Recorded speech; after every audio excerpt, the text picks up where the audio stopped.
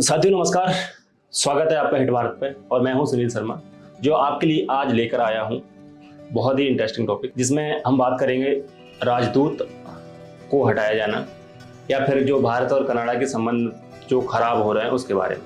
तो देखो, राजदूत या उच्चायुक्तों को हटाने का एक ट्रेंड बन गया है। आगे बढ़ने से पहले मैं आपको बता दूं डिटेल में कि हम क्या क्या कवर करने वाले हैं। तो हम कवर करने वाले हैं कि राजदूतों को कैसे हटाया जाता है या कैसे हटाया जा रहा है वर्तमान में कई देशों द्वारा, खालिस्तान क्या है और भारत और कनाडा के संबंध कैसे हैं। तो हाल ही में एक घटना हुई थी कुछ महीने पहले कि एक देश है अफ्रीका में नाइजर। तो नाइजर की सेना ने क्या करा कि फ्रांस के राजदूत को बंदी बना लिया। अब बंदी क्यों बनाया होगा वहां की सेना ने? वहां की सेना ने जो वहां के राष्ट्रपति थे मोहम्मद बाजो, उनको सत्ता से हटा दिया, यानी कि तख्ता पलट कर दिया। अगर तख्ता पलट कर दिया तो फ्रांस ने ये बात मानने से मना कर दिया कि हम तुमको शासक मानते हैं। तो फ्रांस सेना को शासक नहीं मानता वहां की को। अब फ्रांस जब शासक नहीं मान रहा है, उन लोगों ने विरोध किया और फ्रांस के राजदूत को बंदी बना लिया। हालांकि उनका ये कहना है कि वो और काम कर रहे हैं। अब ऐसा अकेला फ्रांस ने नहीं किया है। जब भी कोई सेना सरकार पे काबिज हो जाती है या तख्ता पलट कर देती है तो बहुत सारा समय लग जाता है ये बताने में उस सेना को या कई देशों को ये मानने में कि वो सरकार का मुखिया है, वो जो है सेना है। कुछ सालों पहले 2019-20 की बात है, कोरोना का टाइम ही था। अफगानिस्तान है हमारा पड़ोसी देश, उसमें तालिबानी जो वहाँ की हुकूमत है या कह सकते हैं जो वहाँ के लोकल थे, उन्होंने अशरफ गनी की चुनी गई सरकार को सत्ता से हटा दिया और सत्ता पे काबिज हो गए। तो इस बात को भारत को मानने में या अन्य देशों को मानने में 1 साल का समय लग गया था, क्योंकि ये लोग मानने को तैयार ही नहीं थे कि हम तुम्हें सपोर्ट करते हैं। लेकिन देर सवेर सबने मान लिया। ऐसी ही कंडीशन होती है। अभी भारत के साथ कनाडा का क्या इशू है और भारत के जो उच्चायुक्त है या फिर जो कनाडा का उच्चायुक्त है उसको एक दूसरे के देश वाले क्यों हटा रहे हैं?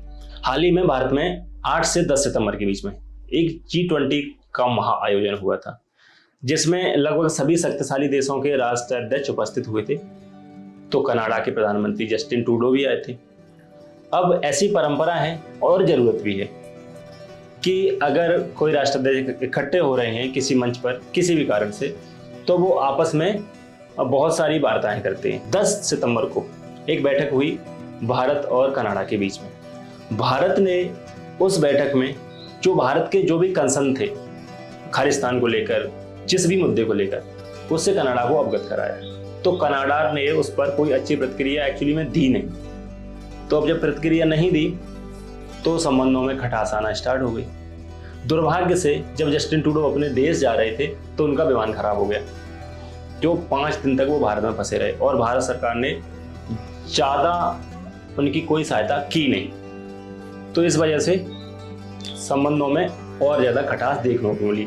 और ये चीज़ भी देखने को मिली कि जो वार्ता हुई थी उसमें क्या निष्कर्ष निकला है, क्योंकि अगर वार्ता पॉजिटिव रही होती वो बैठक, तो शायद है कि भारत सरकार उनको अपना खुद का विमान दे देती और बोलती कि आप जाओ, हम आपकी सहायता कर रहे हैं। लेकिन एक्चुअली में ऐसा हुआ नहीं। जब वो अपने देश पहुंच गए 5 दिन के बाद में, तो वहाँ देश पर पहुंचने के बाद उन्होंने एक बयान जारी किया कि एक हरदीप सिंह निज्जर, जो कि खालिस्तानी आतंकवादी था या फिर अलगाववादी नेता था, उसकी हत्या हो गई है।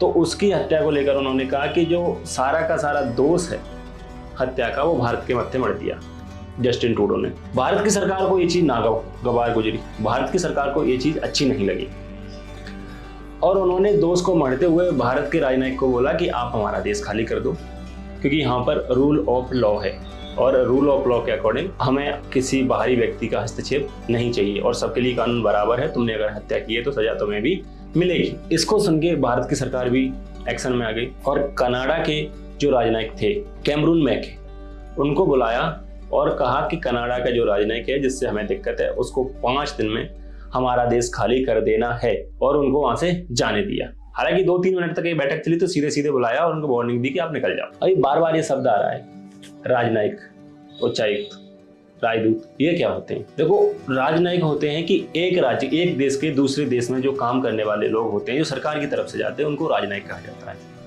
उच्चायुक्त वो होते हैं या हाई कमिश्नर या उच्चायुक्त, 2 शब्द चलते हैं। ये लोग वो होते हैं जो कभी ब्रिटिश के गुलाम रहे थे या कह सकते हैं जो कॉमनवेल्थ के सदस्य हैं। वो आपस में एक दूसरे का जो लोग हैं उनका आदान प्रदान करते हैं, जाते हैं आते हैं, राजदूत ही आते जाते हैं, उनको उच्चायुक्त कहते हैं और बाकी सारे देशों में राजदूत कहा जाता है। अब कनाडा के साथ अगर भारत के संबंध खराब हो जाते हैं तो इससे क्या फर्क पड़ेगा?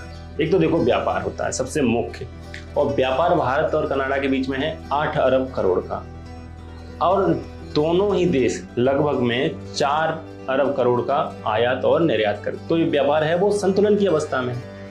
जब संतुलन है तो अगर कनाडा से हमारे संबंध खराब भी हो जाते हैं तो उसका ज्यादा कोई इम्पैक्ट पड़ने वाला है नहीं हमारे देश पे। कनाडा जो है खालिस्तान को सपोर्ट क्यों करता है? क्योंकि 2025 में कनाडा में जो प्रधानमंत्री का वो चुनाव होने वाला है, जिसमें कनाडा में जो पंजाबी हैं या जो सिख हैं वो एक बहुत बड़ी भूमिका निभाने वाले हैं। क्योंकि 2021 में जब कनाडा में जो जनगणना हुई थी और जो चुनाव, दोनों चीज़ें हुई थी, लगभग 2.6% लोग पंजाबी हैं कनाडा में, अर्थात वहाँ की 9.5 लाख जनसंख्या पंजाबी है, जिसमें से लगभग 7.70 लाख जनसंख्या सिख है।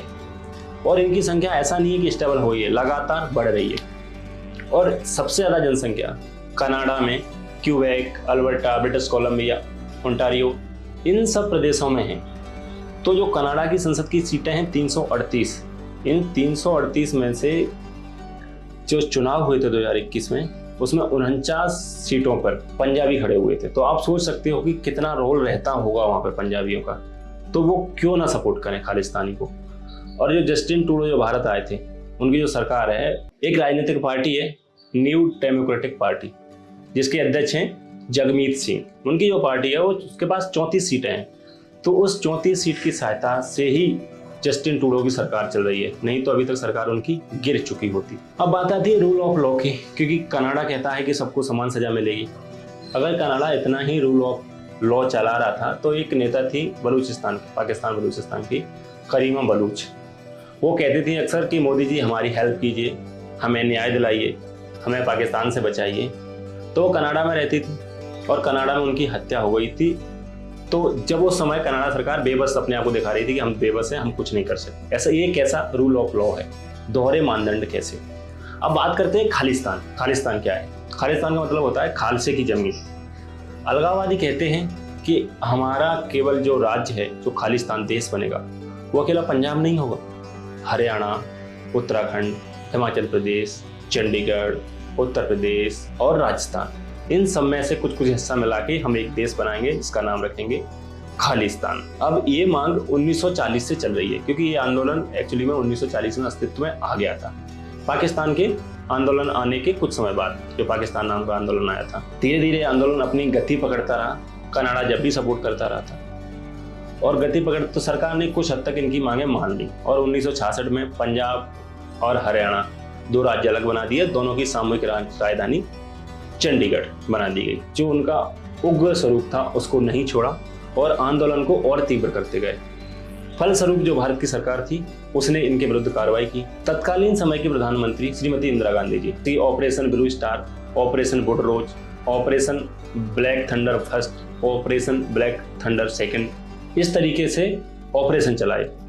तो जो खालिस्तान समर्थक थे उन्होंने और ज्यादा उग्र रूप ले लिया और हद तो तब हो गई जब 31 अक्टूबर 1984 को श्रीमती इंदिरा गांधी जी की गोली मारकर हत्या कर दी गई। सारे देश में दंगे हुए। हालांकि ऐसा नहीं है कि सभी जो सिख हैं वो ये चाहते हैं कि खालिस्तान देश बन जाए, लेकिन जब दंगे हुए थे तो झेलना सबको पड़ा था। उन दंगों के बाद कड़ी कार्रवाई की गई सरकार की और आंदोलन को दबा दिया गया। अब बात करते हैं कि कनाडा और भारत के संबंध शुरू से कैसे रहे।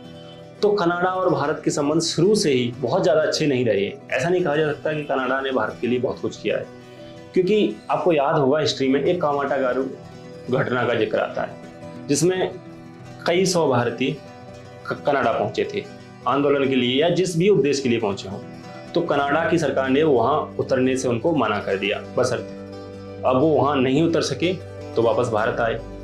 तो भारत में उनको कोलकाता पे सबको अरेस्ट कर लिया गया और गोली भी चली तो कई 100 लोग उसमें मारे गए। जब भारत ने 1972-73 में परमाणु परीक्षण किया था, उसके बाद भी जो न्यूक्लियर सप्लाई ग्रुप बना था और उसमें कनाडा उन प्रमुख देशों में था जिसने भारत का विरोध किया और भारत को यूरेनियम देने से मना कर दिया था।